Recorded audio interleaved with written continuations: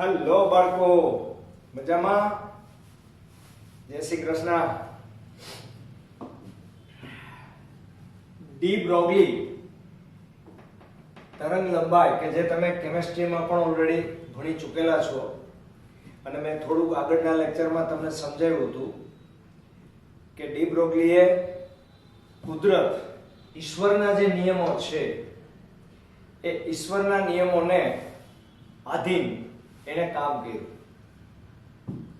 એનું કહેવાનું એવું હતું કે વિકિરણ છે એ જો દ્વૈત સ્વભાવ ધરાવે, વિકિરણ દ્વૈત સ્વભાવ ધરાવે તો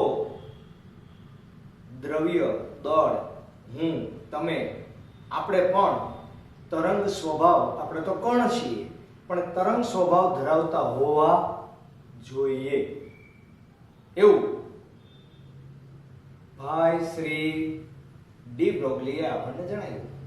અને એના આધારે એને જે તરંગ લંબાઈનું સૂત્ર બિલકુલ સિમ્પલ છે, એક જ વખતમાં તમને યાદ રહી જાય એવું છે. જુઓ ધ્યાનથી.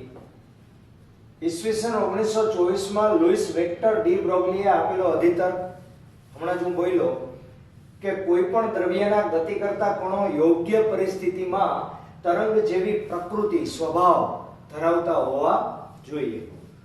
તેને એવું કારણ આપ્યું કે પ્રકૃતિ એટલે કે કુદરત સમમિતિ ધરાવે છે, બધાને ન્યાય કરે છે.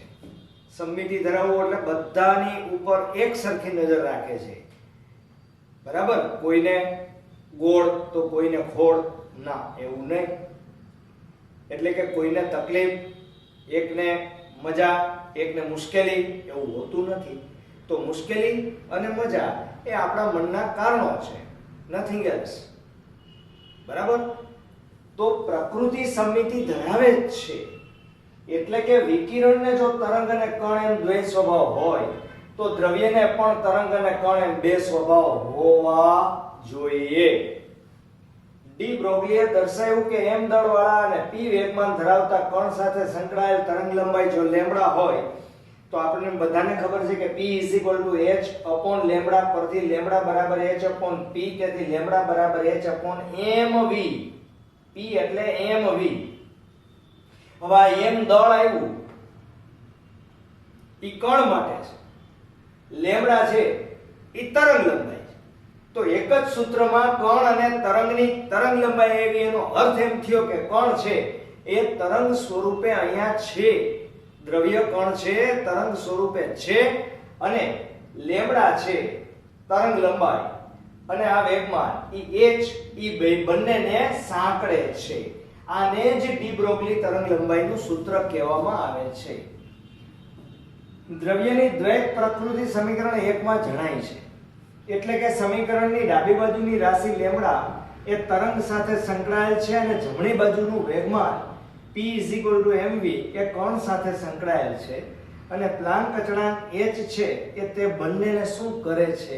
સાંકળે છે, જોડે છે. સમીકરણ 1 દ્રવ્ય કણ માટેનો અધિતર્ક છે, જે ફોટોન માટે પણ કેવું છે? સાચું. એટલે કે ફોટોન માટે વેગમાન p બરાબર h/c આપણે લખીએ છીએ. વાત h/λ ની જ છે, h/λ જ છે. લેમ્બડા બરાબર શું મૂક્યું આપણે? c/μ. આ c/μ, નીચે લઈ લીધો, આ μ ઉપર જવા દો તો h/c. તો h/λ તો c/μ બરાબર શું લખાય? h/p. આ c/μ ને અહીંયા લઈ લ્યો, p ને અહીંયા લઈ લ્યો, પરંતુ c/μ બરાબર લેમ્બડા, તેથી લેમ્બડા બરાબર h/p. વાત હતી એક ની એક. કહેવાનો અર્થ એમ હતો કે તમે જે દ્રવ્ય કણ માટે આ સૂત્ર ડી બ્રોગલીએ આપ્યું એ ફોટોન માટે પણ તમે વાપરી શકો. આમ ફોટોનની ડી બ્રોગલી તરંગ લંબાઈને વિદ્યુત ચુંબકીય વિકિરણની તરંગ લંબાઈ સાથે સાંકળી શકાય છે, જે વિકિરણનો ફોટોન એ ક્વોન્ટમ ઉર્જા અને વેગમાન બંને ધરાવે છે. અને સમીકરણ 1 પરથી જોઈ શકો છો કે m નું મૂલ્ય વધે તો તરંગ લંબાઈ લેમ્બડા ઘટે, નાની થાય. પણ μ c/λ માં જો લેમ્બડા નાની થાય તો એની આવૃત્તિ મોટી થાય, અને આવૃત્તિ જો મોટી થાય તો e h/μ માં μ મોટો થાય તો એની ઊર્જા પણ મોટી થાય. ટૂંકમાં આ એક જ સૂત્રમાં બધી ભૌતિક રાશિઓ સમપ્રમાણ અને વ્યસ્ત પ્રમાણ તરીકે આપણે લીધેલી છે. Okay, clear? બસ તો આપણે એન્ડ ઉપર છીએ બચેલો. ઓકે, ચાલો, જય શ્રી કૃષ્ણ. આ પ્રશ્ન માટે આના પછીનો પ્રશ્ન આપણે જોઈએ. બરાબર, પહેલા લખી લ્યો તમે ફટાફટ.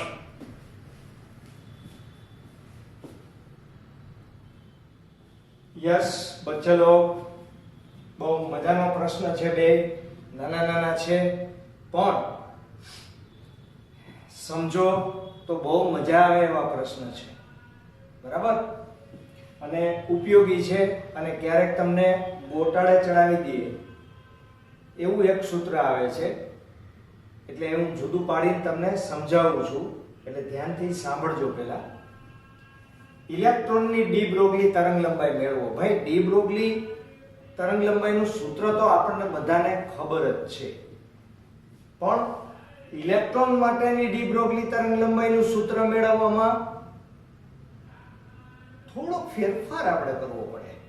એટલે કે આપણે ધારો કે કોઈ ઇલેક્ટ્રોન કે તેના જેવો વિદ્યુત ભાર ધરાવતા કોઈ કણને v જેટલું વિદ્યુત દબાણ કે વિસ્થિતિમાનનો તફાવત લાગુ પાડવામાં આવે તો તેની ગતિ ઊર્જાનું મૂલ્ય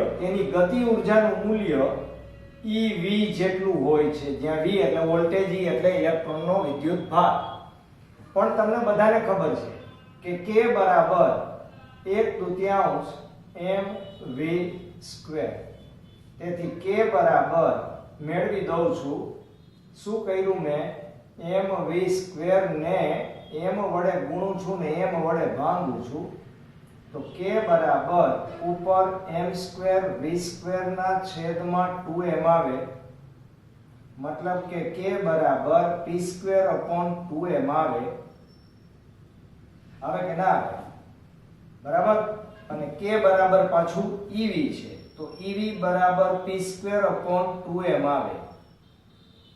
બરાબર. તો p² બરાબર 2m e અને v આવે.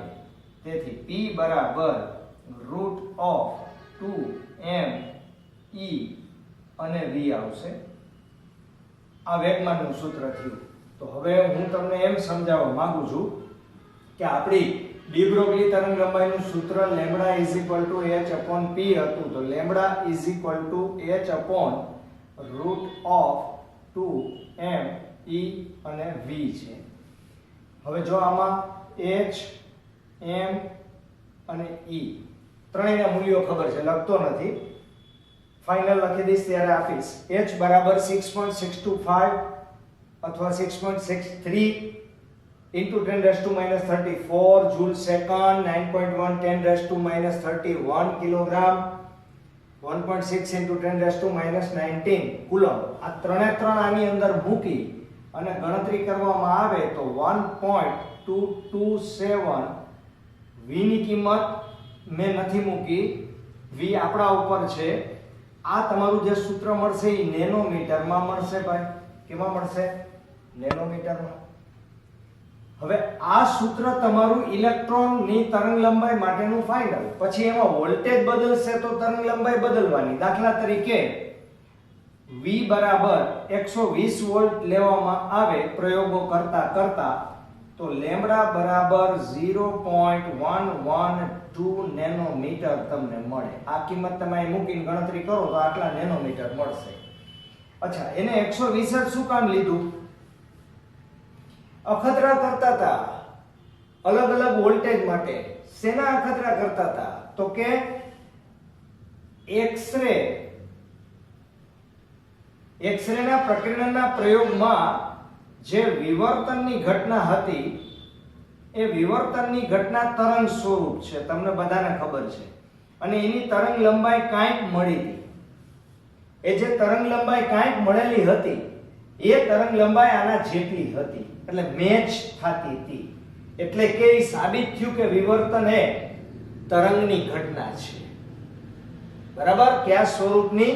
તરંગની ઘટના છે. આ સાબિત કરવા માટે એને 120 ઉપર લઈને પ્રયોગ કરી અને આ તરંગ લંબાઈ મેળવી. અને આ તરંગ લંબાઈ છે એ કોઈ પણ પરમાણુના ક્રમિક સ્તરો છે એમની વચ્ચેનું અંતર પણ સૂચવે છે. બરાબર. તો આ સૂત્રનું તો ધ્યાન રાખવું, પણ મેં વધારામાં એક તમને ખાસ બાબત કીધી કે આ તમારા માટે ઊર્જાનું સૂત્ર છે. આ ઊર્જાનું સૂત્ર છે, એમાં બે મત નથી. આ પણ ઊર્જાનું જ સૂત્ર છે, એમાંય બે મત નથી. આ પણ ઊર્જાનું જ સૂત્ર છે, એમાંય બે મત નથી. પણ આ ત્રણ ઊર્જાના સૂત્રો ઇલેક્ટ્રોન માટે છે, એ ખાસ ધ્યાન રાખો. દાખલા તરીકે આ ઊર્જા ફોટોનની હોત તો ફોટોનની ઊર્જા બરાબર શું થાય મને કયો? h μ થાય અથવા hc/λ થાય. તો તમને ફોટોનની ઊર્જા એવી ચોખવટ MCQ માં કરે, હું કરાવીશ તમને MCQ, તો તમારે આ સૂત્રનો ઉપયોગ કરવાનો. અને જો તમને ઇલેક્ટ્રોનની ગતિ ઊર્જા કહે તો આ જે લાગુ પડતું હોય તે સૂત્રનો ઉપયોગ આપણે કરવો, બરાબર. પણ ફોટોન માટે આનો ઉપયોગ ન કરો ને ઇલેક્ટ્રોન માટે આનો ઉપયોગ ન કરવો. આ સ્પેશિયલ ફોટોન માટે છે, આ ઇલેક્ટ્રોન માટે છે. અને એટલે જ આ તરંગ લંબાઈ પણ ઇલેક્ટ્રોનની તરંગ લંબાઈ છે કે જેમાં વોલ્ટેજ તમારે લગાડવાના છે. ઓકે, સામે વળ્યા જાઓ. હાઇઝનબર્ગનો અનિશ્ચિતતાનો સિદ્ધાંત. આ કોના જેવો છે ખબર છે? ધ્યાનથી સાંભળો. આપણે એક સરખું કરવા જઈએ તો બીજું બગડે, અને જો બીજું સરખું કરવા જઈએ તો પેલું બગડે. સમજાણું? એવી બે ભૌતિક રાશિઓ વૈજ્ઞાનિકોએ શોધી કાઢી. આ એક હાઇઝનબર્ગ જ નહોતો, બીજો જન બોર્ન નામનો વૈજ્ઞાનિક પણ હતો. એ વૈજ્ઞાનિકે પણ આના વિશે માહિતી આપી કે તમારી પાસે હવે તરંગ અને કણ, એકચ્યુઅલી બહુ ડીપમાં ડિટેલમાં છે બાળકો, વધારે નહીં કહું જાજુ, પણ કોઈ પણ ઘટક એ કણ અને તરંગ સ્વરૂપ એવા બંને સ્વરૂપ ધરાવે છે એવી બાબત આપણને ડી બ્રોગલીએ દ્વૈતવાદ દ્વારા સમજાવીને એની તરંગ લંબાઈનું સૂત્ર પણ આપ્યું. પણ હાઇઝનબર્ગનું કહેવાનું એવું હતું કે ધારો કે કોઈ એક તરંગ તમે પસંદ કરો તો એમાં રહેલું કણ ક્યાં હશે એ તમે કઈ રીતે ફાઇન્ડ આઉટ કરી શકો કે આ તરંગ છે એનું કણ સ્વરૂપ હોય તો એનું કણ એમાં ક્યાં હશે? તો તમારી પાસે સૂત્ર છે P બરાબર h/λ. હવે આ સૂત્ર અનુસાર જો P છે એ અચળ હોય તો ઓટોમેટિક h તો અચળ છે જ, તો લેમ્બડા પણ અચળ થાય. એટલે કે વેગમાનનો ફેરફાર કેવો થયો? શૂન્ય. જો આમ થાય તો એ તરંગ કેવા પ્રકારનું હશે?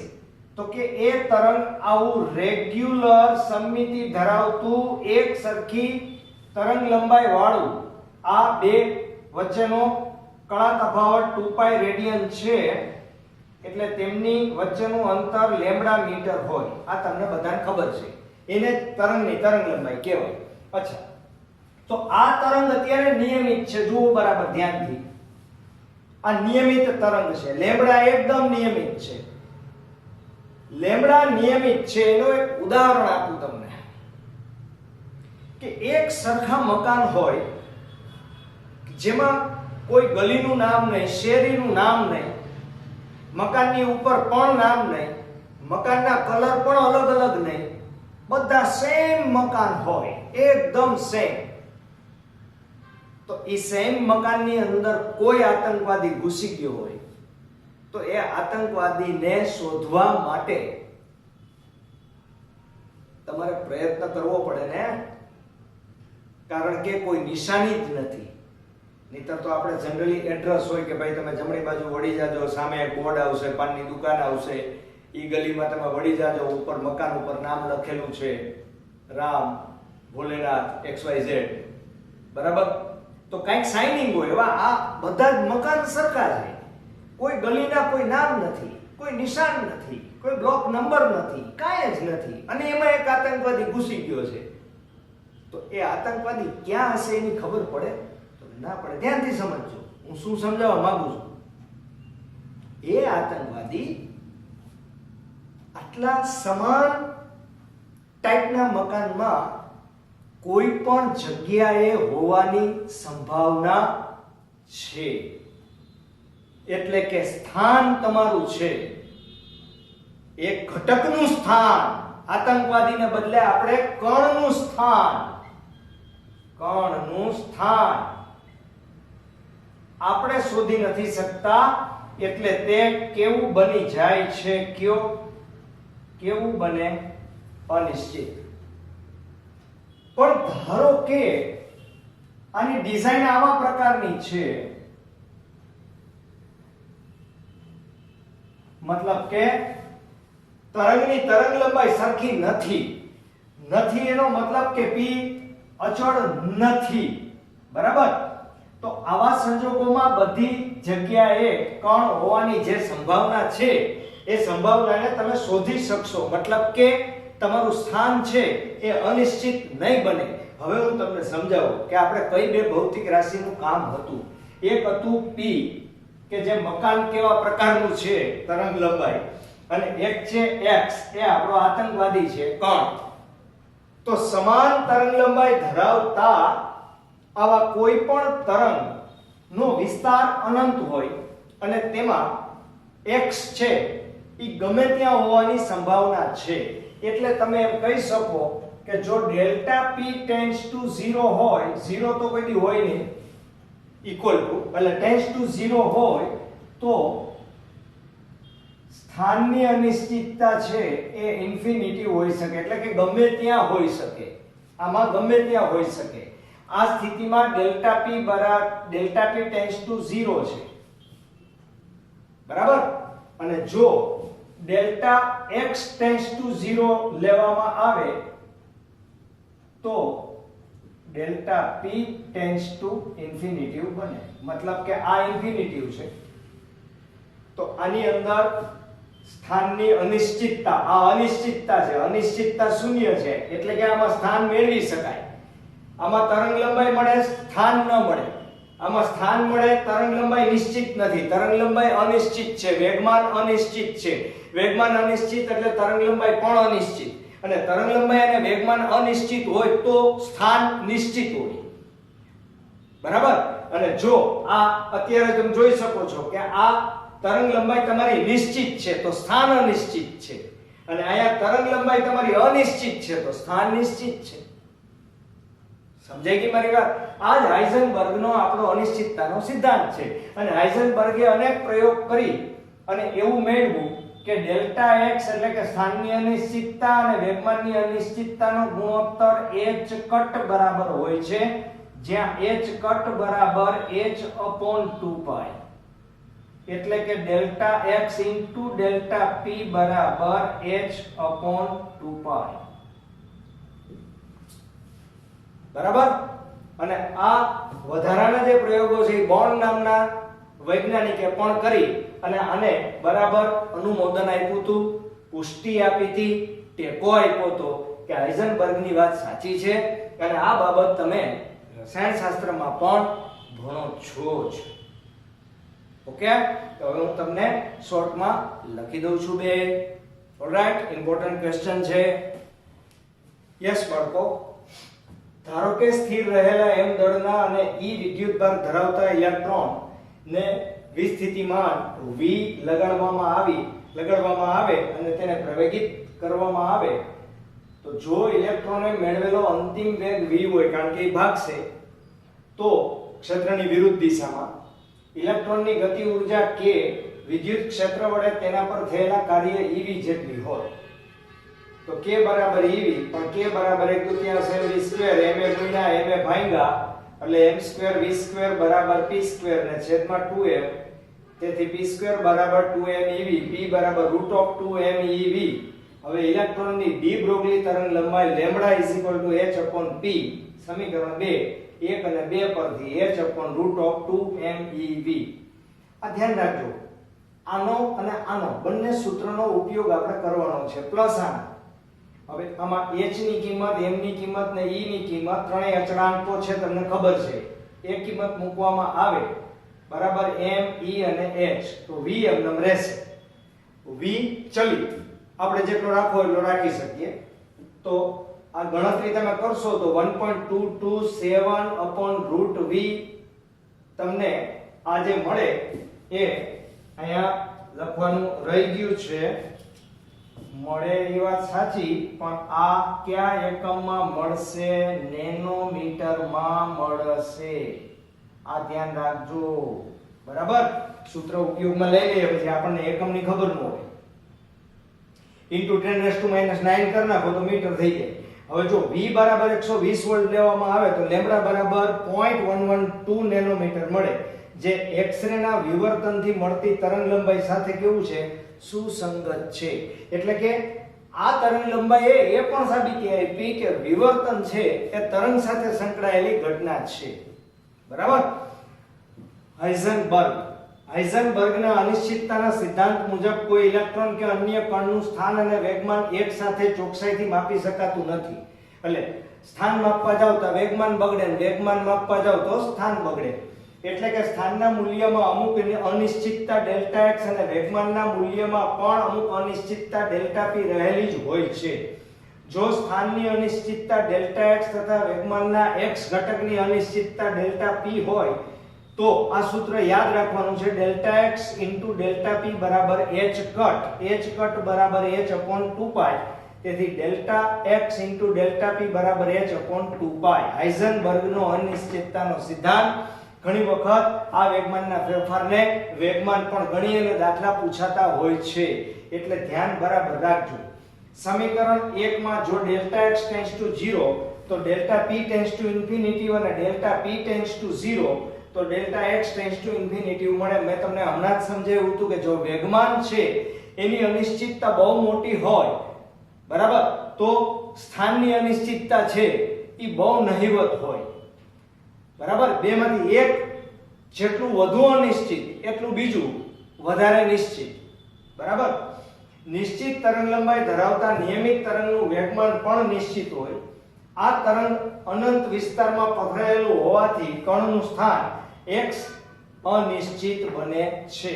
અને મેક્સ બોર્ન નામના વૈજ્ઞાનિકે પોતાના સંભાવનાત્મક અર્થઘટન સાથે ઉપરોક્ત બાબત સુસંગત છે તેવું દર્શાવેલ છે, બરાબર. તો હવે લખી નાખો બાળકો. ઓલરાઈટ.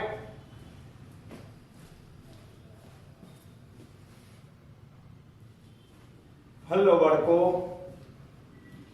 તરંગ પેકેટ. પેકેટ એટલે આપણે ગુજરાતીમાં આપણે કહીએ પડીકું. તો આ તરંગ પેકેટ શું છે? શાના માટે છે? કેવી રીતે બને? તો થોડીક આકૃતિઓ દોરી અને તમને સમજાવું છું. બધી આકૃતિ દોરવાની નથી, તમારે સમજવા માટે દોરું છું. દાખલા તરીકે આ કોઈ એક તરંગ છે. દાખલા તરીકે આ કોઈ બીજું તરંગ છે. દાખલા તરીકે આ કોઈ ત્રીજું તરંગ છે. હવે આ બધાની તરંગ લંબાઈ તમે જોઈ શકો છો કે અલગ અલગ છે. તો આવી ઘણી બધી તરંગ લંબાઈ વાળા અનેક તરંગોને એકબીજા ઉપર સંપાત કરીએ તો શું થાય? જો એકબીજા ઉપર સંપાત કરીએ તો એક તરંગની તરંગ લંબાઈ કરતા બીજાની તરંગ લંબાઈ જુદી હોવાને લીધે સંપાતીકરણને લીધે મળતું તરંગ બિલકુલ અનિયમિત જેવું મળશે. એટલે કે આવા પ્રકારનું તરંગ તમને મળશે ગમે તે. તો આવું જે અનિયમિત તરંગ મળે એ સીમિત વિસ્તાર પૂરતું મર્યાદિત છે. એ માત્ર આ 7 તરંગોના સંપાતીકરણને લીધે મળતું હોવાને કારણે સીમિત વિસ્તારમાં છે. અને આ સીમિત વિસ્તારનું જે તરંગ મળે એને માટે લેમ્બડા અચળ નથી, એટલે કે p અચળ નથી. p બદલતો જાય છે. p બદલતો જાય છે એટલે કે આ દરેક તરંગના કંપ વિસ્તાર છે એ અલગ અલગ છે. અને તેથી ઇલેક્ટ્રોનનું સ્થાન છે એ તમે નિશ્ચિત કરી શકો છો. બાબત એકની એક જ સમજવાની છે આપણે, હાઇઝનબર્ગનો અનિશ્ચિતતાનો સિદ્ધાંત જ. પણ ખાલી પેકેટ શબ્દનો મતલબ શું? તો કે એક કરતા વધારે તરંગલંબાઈ વાળા ઘણા બધા તરંગોને એકબીજા ઉપર સંપાતીકરણ કરવાથી મળતા તરંગને તરંગનું પેકેટ કહેવાય. અને આ તરંગનું પેકેટ સીમિત વિસ્તાર પૂરતું છે, અનંત વિસ્તારમાં નથી. એટલે કે આવું નિયમિત તરંગ હોય તો તે અનંત વિસ્તારમાં છે, અને અનંત વિસ્તારમાં હોય તો આમાં કણને શોધવાનું કામ, ઇલેક્ટ્રોનને શોધવાનું કામ મુશ્કેલ હોય. એટલે કે x નું મૂલ્ય ખૂબ જ મોટું મળે, અનિશ્ચિતતાનું મૂલ્ય, x ની અનિશ્ચિતતાનું, સ્થાનની અનિશ્ચિતતાનું મૂલ્ય ખૂબ જ મોટું મળે, જ્યારે આમાં સ્થાનની અનિશ્ચિતતાનું મૂલ્ય મોટું નહીં મળે, અથવા સ્થાનની અનિશ્ચિતતા રહેશે જ નહીં. સ્થાનને તમે નિશ્ચિત કરી શકશો, કારણ કે આ સ્થાનનો આધાર લખવાનું નથી, સમજવાનું છે કે તે કંપવિસ્તાર ઉપર છે, ને કંપવિસ્તાર છે એનો આધાર એ તરંગનો એ વિસ્તારના કદ ઉપર છે, બરાબર. અને આ કદ બધાયનું અલગ અલગ હોવાને કારણે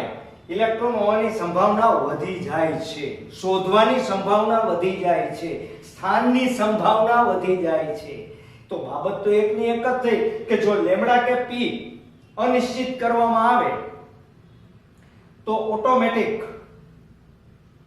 વિસ્તાર સીમિત થઈ જાય તરંગ પેકેટનો, અને x છે એને તમે નિશ્ચિત કરી શકો છો. આમ હાઇઝનબર્ગનો અનિશ્ચિતતાનો સિદ્ધાંત અને બોર્નનો સંભાવનાત્મક અર્થઘટન છે એ બંને આ તરંગ પેકેટના ખ્યાલ સાથે પણ સુસંગત જ છે. એટલે કે સ્થાનની અનિશ્ચિતતા હોય તો તરંગ લંબાઈની અનિશ્ચિતતા હોય, મતલબ કે વેગમાનની અનિશ્ચિતતા હોય, અને વેગમાનની નિશ્ચિતતા હોય તો સ્થાનની અનિશ્ચિતતા હોય. આ વેગમાનની નિશ્ચિતતા છે એટલે સ્થાનની અનિશ્ચિતતા છે, આ વેગમાનની અનિશ્ચિતતા છે એટલે સ્થાનની નિશ્ચિતતા આવશે, બરાબર.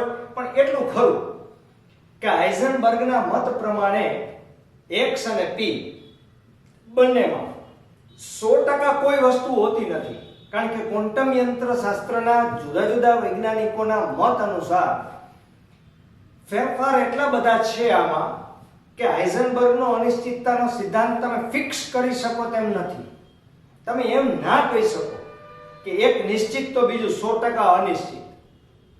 બંનેમાં વધતા ઓછા પ્રમાણમાં અનિશ્ચિતતા તો છે જ, અને એટલે જ આપણે સૂત્ર ડેલ્ટા x ડેલ્ટા p લખ્યું છે, બંનેની અનિશ્ચિતતા લીધી છે, બરાબર. પછી દાખલા ગણતી વખતે કે પ્રોબ્લેમ સોલ્વ કરતી વખતે આપણે ઘણી વખત વેગમાનને અચળ ગણી લઈએ કે ભાઈ વેગમાનની અનિશ્ચિતતા નથી, એટલે કે ડેલ્ટા p બરાબર 0, તો p અચળ, બરાબર. તો આપણે p તરીકે જ એને વર્ણન કરી નાખશું. એવું બની શકે. શું કામે? કારણ કે મેં કીધું એમ કે બધા વૈજ્ઞાનિકો થાકી ગયા, પણ હજુ આજની તારીખે પણ આનો ઉકેલ 100% મેળવી શકાણો નથી, બરાબર. એટલે કે એનું પરિણામ છે એ 100% નથી. હા, અનિશ્ચિતતા અને નિશ્ચિતતાનું પરિણામ મળે છે, પણ એ અનિશ્ચિતતા અને નિશ્ચિતતાની ટકાવારી, એનું 100% મૂલ્ય જુદા જુદા કણ માટે અલગ અલગ જોવા મળેલું છે. ઓકે. તો તરંગ પેકેટનો ખ્યાલ ખાલી આપણે ટૂંકમાં આપવાનો છે. હું જેટલું બોલ્યો એ બધું હું લખવાનો નથી, બહુ શોર્ટમાં લખીશ. ઓકે.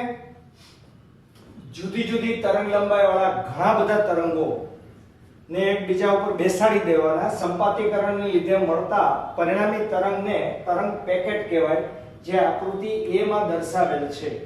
આમ તરંગ પેકેટ અનંત વિસ્તારમાં પથરાયેલું હોતું નથી, પણ તે અવકાશના પરિમિત વિસ્તારમાં રહેલું તરંગ પેકેટ જ છે. આ તરંગ પેકેટની તરંગ લંબાઈ ચોક્કસ હોતી નથી, પરંતુ તે કોઈ મધ્યમાન સરેરાશ તરંગ લંબાઈની આસપાસની હોય. આ પેકેટ માટે ડેલ્ટા x અનંત હોતું નથી, એટલે કે આમાં ગમે ત્યાં ખૂણે ખાચરે આતંકવાદી છુપાયેલો હોય તો મળી જાય, બરાબર. પરંતુ તરંગ પેકેટના વિસ્તાર મુજબ તેને કંઈક મૂલ્ય હોય છે, ટૂંકમાં તેનું સ્થાન નિશ્ચિત હોઈ શકે.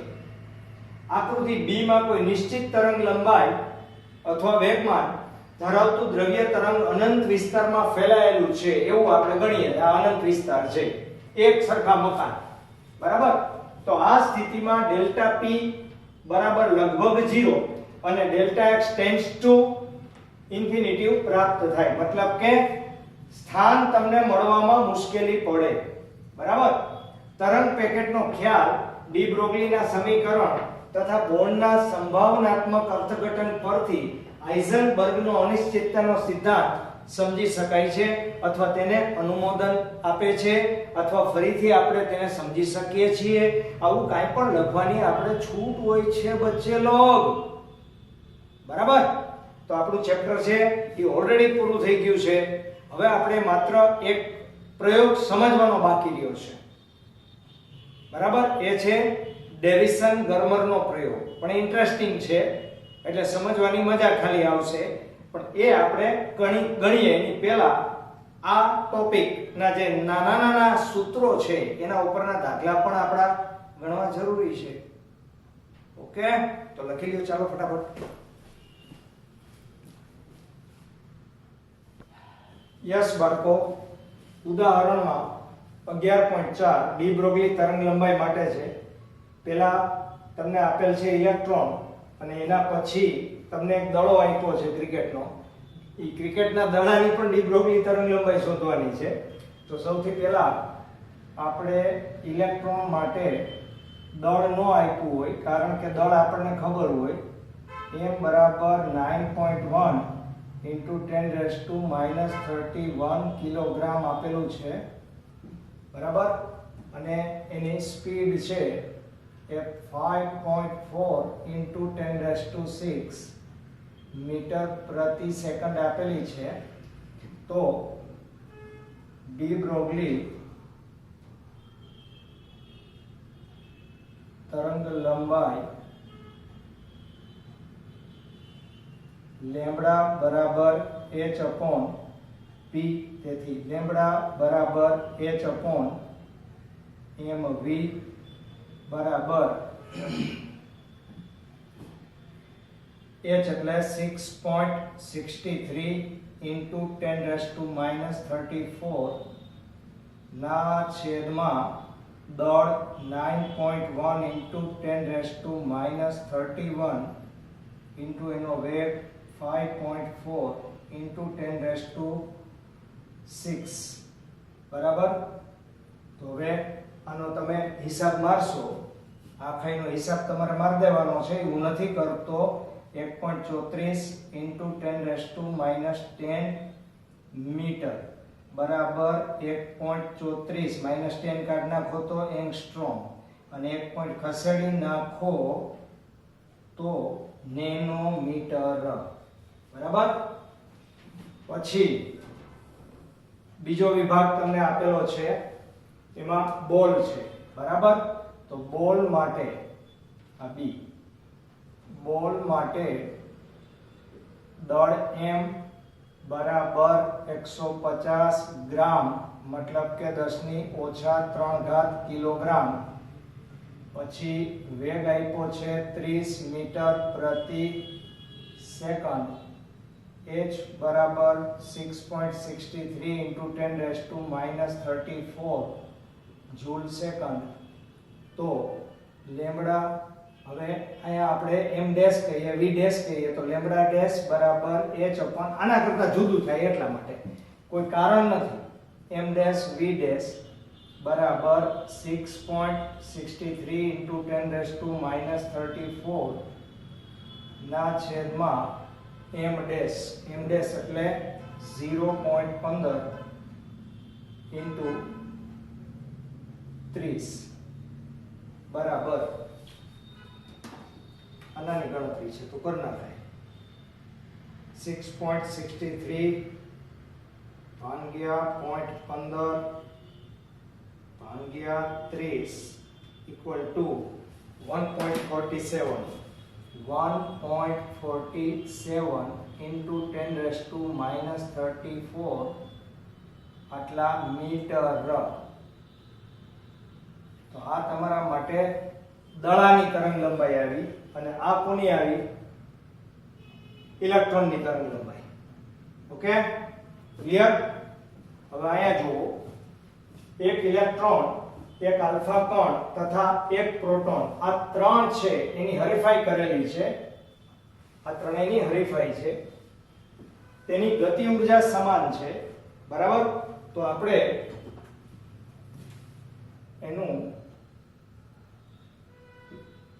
સોલ્યુશન શું? તો કે સોલ્યુશન બહુ સીધું સાદું, ખાલી સૂત્રો ઉપરથી. આવા પ્રશ્નો ગુજકેટમાં નીટમાં વારંવાર પૂછાતા હોય છે, બરાબર? કારણ કે આમાં ગણતરી નથી કરવાની, અક્કલ વાપરવાની છે. ઓકે, તો આપણું સૂત્ર શું છે? Lambda is equal to h upon p, right? તો p બરાબર યાદ કરો 2mev, p બરાબર રૂટ ઓફ 2m અને ev ને બદલે હું શું લખીશ? k. તો લેમ્બડા બરાબર શું થશે? h upon root of 2mk. હવે h એ અચળ છે અને બગડો પણ અચળ છે અને k પણ અચળ છે, સમાન છે. તો આનો સીધો મતલબ તો આવો થાય ને કે લેમ્બડા છે એ કોના સમપ્રમાણમાં થાય? તો કે 1 અપોન રૂટ ઓફ m ના સમપ્રમાણમાં થાય, એટલે કે દળના વ્યસ્ત પ્રમાણમાં થાય. તો હવે તો તમારે એટલું જ પકડવાનું રહ્યું કે કોનું દળ સૌથી વધારે, બરાબર? તો આલ્ફા કણ નું દળ m alpha is greater than proton નું દળ mp is greater than કોણ છે ત્રીજું? ઇલેક્ટ્રોન નું દળ me. ઇલેક્ટ્રોન નું દળ છે એના કરતા પ્રોટોન નું દળ લગભગ 1836 ગણું છે અને આના કરતા આલ્ફા કણનું દળ 4 ગણું છે. મતલબ કે આલ્ફા કણનો ન્યુક્લિયસ તમને બધાને ખબર હોય તો 2He4 કહેવાય છે, જ્યાં 4 છે એ શું બતાવે છે? 4 ગણું દળ બતાવે છે. પ્રોટોન માટે શું લખાય? 1H1. તો આ 1 કરતા 4 ગણું થઈ ગયું. બસ, તો હવે તો તમને તરત જવાબ મળી જવો જોઈએ ભાઈ કે આલ્ફા કણનું દળ છે એ સૌથી વધારે છે, તો તરંગ લંબાઈ એની સૌથી ઓછી હશે અને તેથી lambda alpha is less than lambda p is less than lambda electron. એટલે કે સૌથી વધારે દળ આલ્ફા કણનું હોવાને કારણે સૌથી ઓછી તરંગ લંબાઈ આલ્ફા કણની છે, પ્રોટોનની મધ્યવર્તી અને ઇલેક્ટ્રોનની તરંગ લંબાઈ સૌથી કેવી કહેવાય? વધારે, કારણ કે એનું દળ આ બધાય કરતા ઘણું બધું ઓછું છે. ક્લિયર? તો આ બે દાખલા સિમ્પલ છે, થઈ જશે ભાઈ બધાથી. હે, ઓલરાઈટ. જય શ્રી કૃષ્ણ.